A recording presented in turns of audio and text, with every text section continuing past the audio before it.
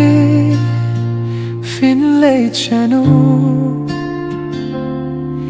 Ka dohnud kaong banay leitre maphi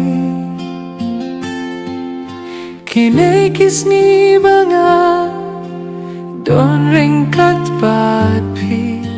Kilong kum ka jingposniw babatame Ka dohnud siya, ka dohnud kalayas no Manla kapor kalong timay Haki mynsiem jongphi Don tang maphi Pilong ka jingduwai jongah Ko baieid nay leit minta Pilong marjan jong ka mynsiem jongah Ko baieid aptang minta shipon KHLEM maphi ka jingim kalong kaway kaba Daptang jingkmen Haki khakmat jongah Ki jingposniw kiday tang jongphi Ka jingngewhun jongphi ha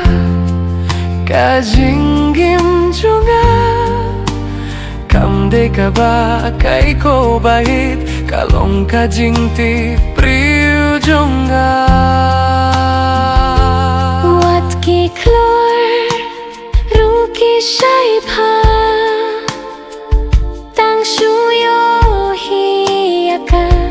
Kati jongphi haka Kati jongah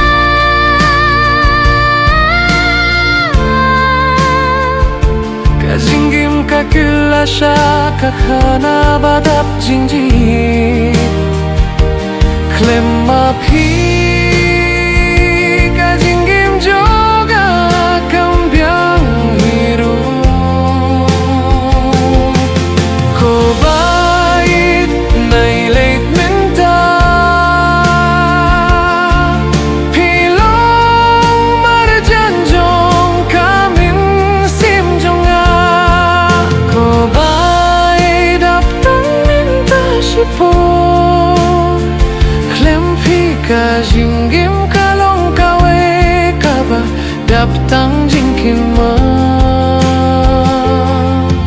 Ko baieid jongah nay leit Phin Leit Shano KHLEM manga Phi hapoh ryngkat pat nga ko baieid jongah